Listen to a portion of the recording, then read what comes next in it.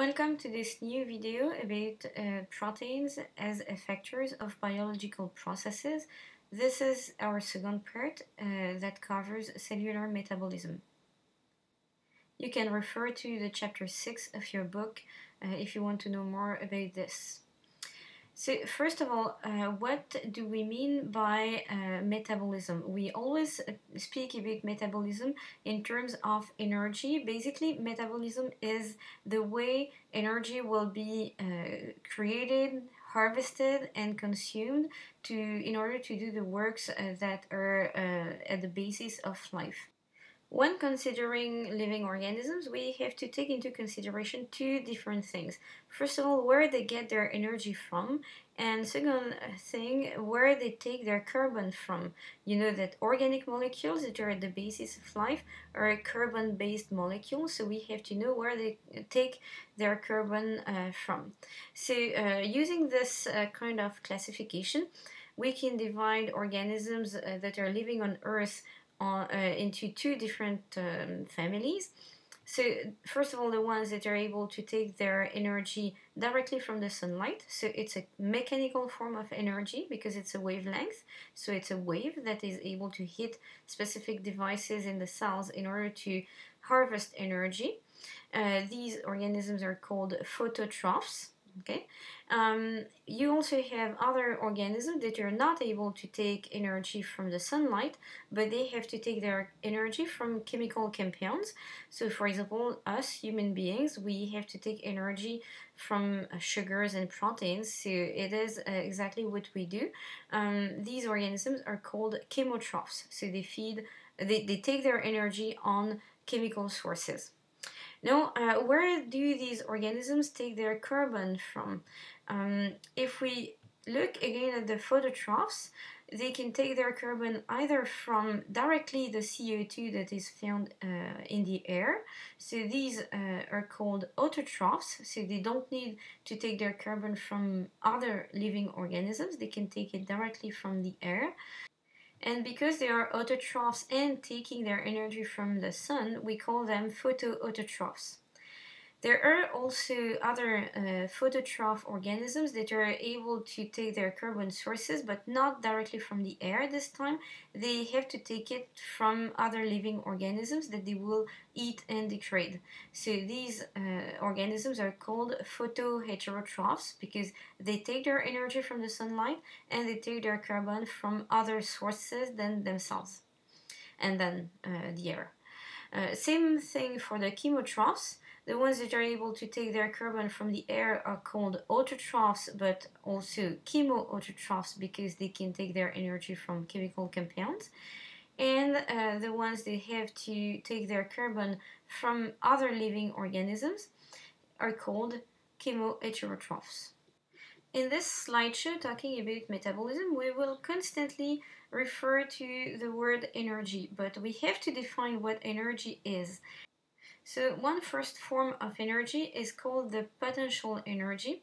It is basically the amount of energy that is contained in anything and that may or may not be used to do something. So if you look at the ball here represented at the top of stairs, it has a high potential energy because it can eventually go down the stairs pretty easily, but it can also keep this energy and not do anything. So it is an amount of energy that is called potential. So it may or may not be used. Now, if it is used, what will happen is that, for example, this ball may go down the stairs, and in this case, it will be a mechanical form of energy or kinetic energy, energy of movement. It is the form of energy that phototrophs use when they capture the energy of the rays of the sunlight. Once kinetic energy has been used for movement, of course, the potential energy is lower than it was at the beginning. Now we said that chemotrophs are using chemical energy. So what is chemical energy exactly? In fact, it is another form of kinetic energy, and it looks a lot like the ball and the stairs analogy. If you consider an atom, if you remember one of our first slideshows, it has a nucleus and it has electrons moving around the nucleus.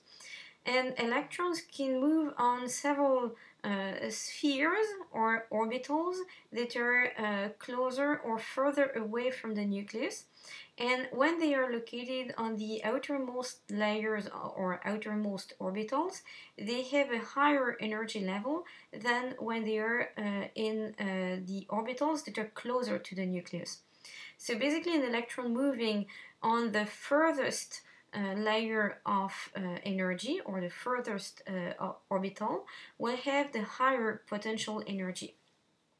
Eventually, this electron can move to the lower energy level orbitals, and it will do so by using kinetic energy, and eventually reach the closest layer or the closest orbital, and then have a lower potential energy, so it is less likely to interact with other atoms, or it is less likely to transfer its energy to something else when it has a low potential energy than when it has a high potential energy.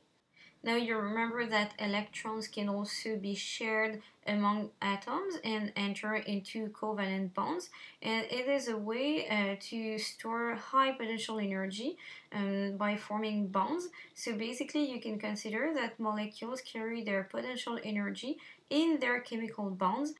And if we look at a chemical reaction, we can consider that it's a simple reorganization of the bonds. So basically what you have in the example given here, where carbon dioxide and water can be reorganized into carbonic acid, you need energy to break some of the bonds, and then atoms will be reorganized amongst the molecules, and you will form new covalent bonds in order to form the carbonic acid.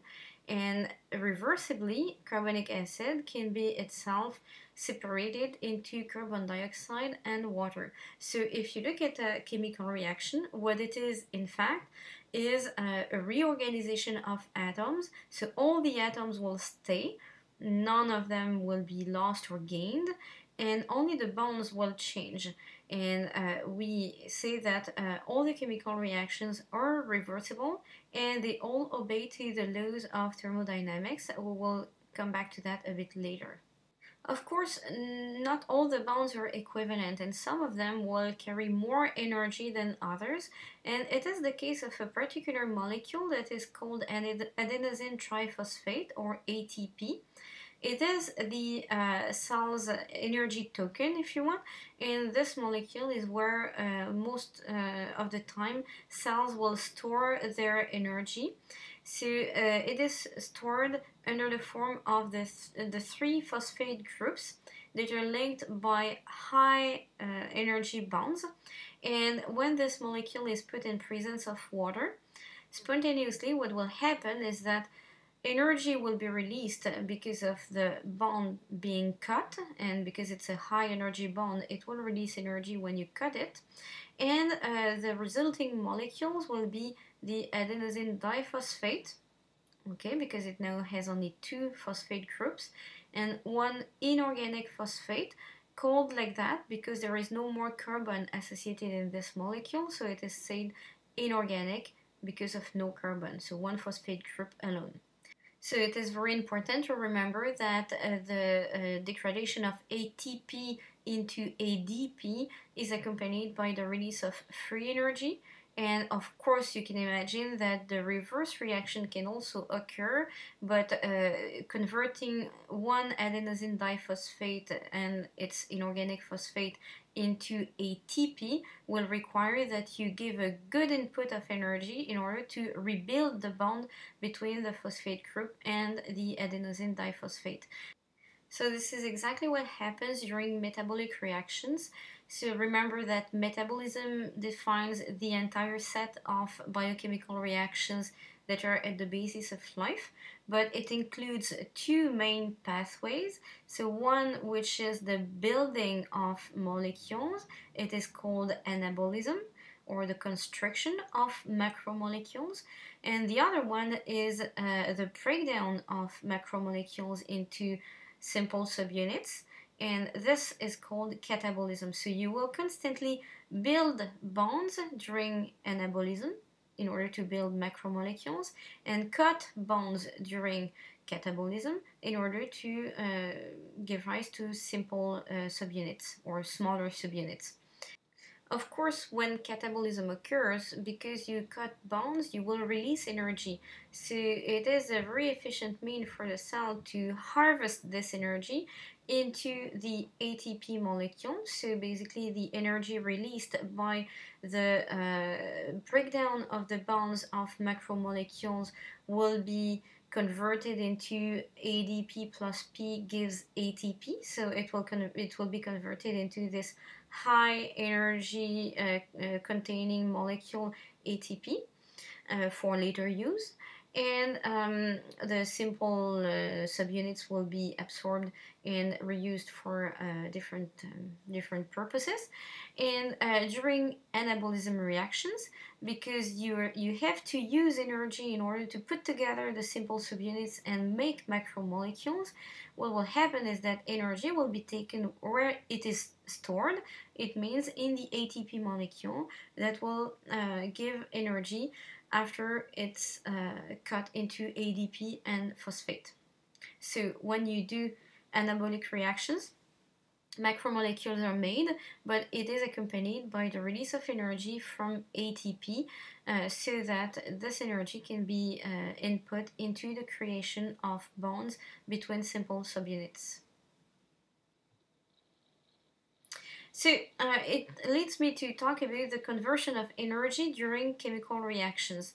And we have defined that scientifically, and it is important that we know what energy exactly entails.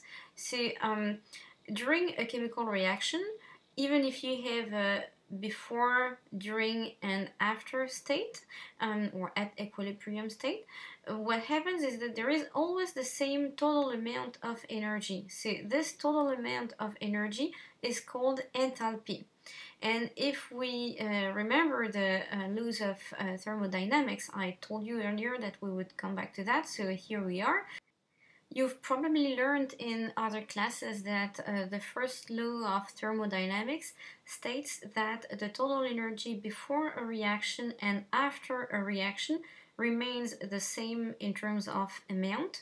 It is just a transformation or a reorganization of how energy is distributed. So it is just a transformation, nothing is lost, nothing is gained, and you have the same total amount at the beginning and at the end. The second law of thermodynamics says that disorder tends to increase spontaneously. What will happen is that energy will remain the same, but when it is reorganized or transformed, you tend to increase disorder. So you tend to distribute energy into various places instead of having it concentrated in one single thing. So the total amount of energy in a reaction is called enthalpy. It is abbreviated with a H. And when it is converted after a reaction, you still have the same amount of energy, but it is distributed or spread in various forms. One of these forms is a release of energy that is not used for the work. So often we say that it is lost. In fact, it's not really lost. It is just converted in a form that is not usable in order to do the reaction. So this form of energy is the release of heat. Basically what happens is that you have an increased disorder, so an increased movement of molecule. This is calculated with entropy, or S, and if you multiply entropy by the absolute temperature, you will represent the amount of energy that is released under the form of heat and not used to do the work of the chemical reaction. So from the initial amount of energy, we have only a part of it that will be used to do the work. So if you look again at the conversion of energy during chemical reactions, if we consider this energy that is available to do the work, which is a part of the total amount of energy in a reaction, this energy available to do the work is called the Gibbs free energy, or G, um, because of Gibbs. And while the energy that is released in the form of heat is, as I mentioned previously, Ts for temperature times entropy or disorder.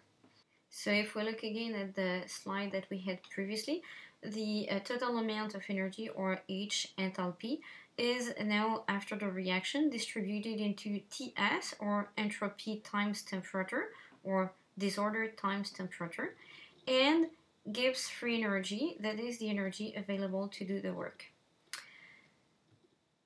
About the Gibbs free energy, you can calculate pretty easily that the enthalpy equals G plus Ts, or in other words, the total amount of energy equals the energy available to do the work and the energy that will be released under the form of heat. So it is easily deduced that G equals H minus Ts. Why do we want to calculate this? It is because we need to know often if there is energy available to do the work. So you need to know how much energy you need in order to perform a reaction, in order to know if you have this energy available or not. So how do we calculate the free energy needed to do the work? You simply look at the energy, or the Gibbs free energy, in the products, so the things that will be there at the end of the reaction, and you subtract the energy of the reactants. Okay, so the energy of the products, or the energy at the end of the reaction, minus the energy at the beginning of the reaction, will give you the difference in Gibbs free energy, or delta G. If delta G is negative, it means that the energy of the products at the end of the reaction is smaller than the energy at the beginning of the reaction, so in the reactants. It means that energy has been released and that energy has been used to do the work. Okay, so the reaction is said to be exergonic. Basically, it looks a bit like that. If you have less energy after the work than you had previously, it means that you have given energy into the work, so the energy is exergonic or spontaneous. In contrast, if delta G is positive, it means that you have more energy after the work than before. It means that the energy in the products at the end of the reaction is higher than the energy in the reactants at the beginning of the reaction. So it means that either it is impossible, or there has been an input of energy from something else. So another reaction or a helper reaction will have given energy in order to make it possible to have this reaction occurring. So it's a bit like here in this example, when you have more energy at the end of the work than before the work, it is because you have had an input of energy at some point. In this case, the reaction is said endergonic or non-spontaneous because it needs an input of energy. So remember that well. If delta G is negative, it means that the reaction is exergonic or spontaneous and that it has occurred, work has been performed, the reaction has been performed. If delta G is positive, it means that either the reaction is impossible or the reaction has been made possible by the input of energy from another reaction. So some people are more visual than others, so I also can represent it like that. If you have a certain amount of energy in your product that is higher than the reactants before, it means that you had an input of energy needed, and in this case the amount of energy required can be calculated as delta G, but it is a positive delta G, so it is a positive amount of energy that is needed to be input in the reaction in order to make it happen. It is a non-spontaneous because it has to receive energy from another source. In contrast, if you have so in the case of a positive delta G, it means that you have an input of energy. In contrast, when the reactants at the beginning of the reaction have more energy than the products at the end of the reaction, then it means that the work has been done, energy has been released in order to perform the work, and this amount of energy released can be easily calculated as well. It has to be negative, that means that it has been released to do the work, and this is again delta G, but this time with a minus sign, meaning that the reaction is exergonic or spontaneous. So energy transfer is what happens all the time during metabolic reactions. So if we first consider catabolic reactions, it starts with macromolecules that are converted into simple subunits, and as a result, you start from reactants that have a high amount of energy stored in their bonds, or delta H, that is positive, and you have less disorder, so because it is a single molecule instead of many, so you have less disorder, so entropy is smaller in the macromolecule. When you convert the macromolecule into the simple subunits, of course you increase the disorder, so delta S is positive, but you have less energy stored in the bonds because you have less bonds, so negative delta H. Note that here we have consciously forgotten the energy that is released under the form of heat. This is why H is smaller in when the products are simple subunits than when the products are macromolecules. Okay. So here again, if you consider the catabolic reaction that converts the macromolecule into the simple subunits, you will start with a reactant that has more energy than the products. As a result, you will be able to calculate easily that the products at the end are smaller in energy than the reactants at the beginning, therefore delta G is negative. It means that the reaction spontaneously occurs in this direction and releases energy. The energy that is released can be captured under the form of ATP so that you can use it after in different forms of works, like for example mechanical work or other chemical reactions.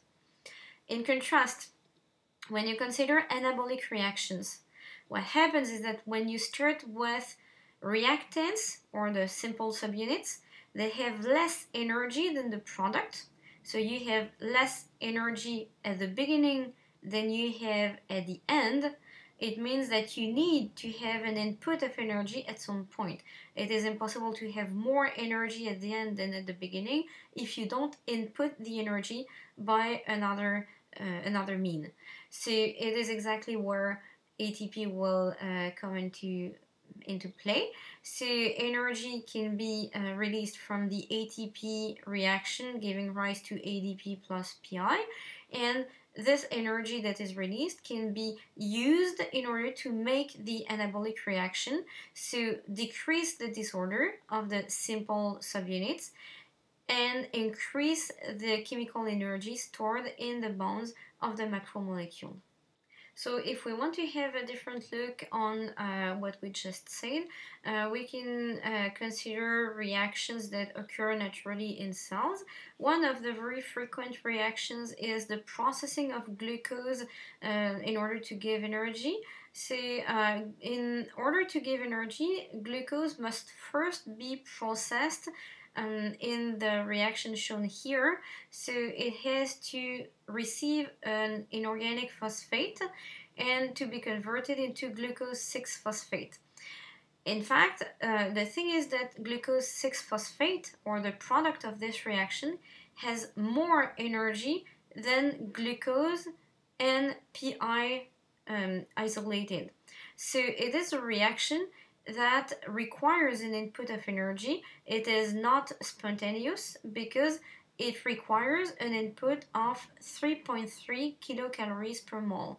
In fact, the difference of energy between the glucose 6-phosphate and the glucose is of 3.3 kilocalories per mole.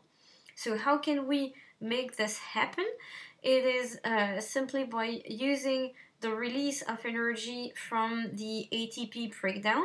If you remember, ATP, or the reactant in this reaction, has more energy than the products of the reaction. So ADP and PI isolated have less energy than ATP. So in the course of the reaction, it will a release of energy will happen. So 7 kilocalories per mole will be released from this reaction.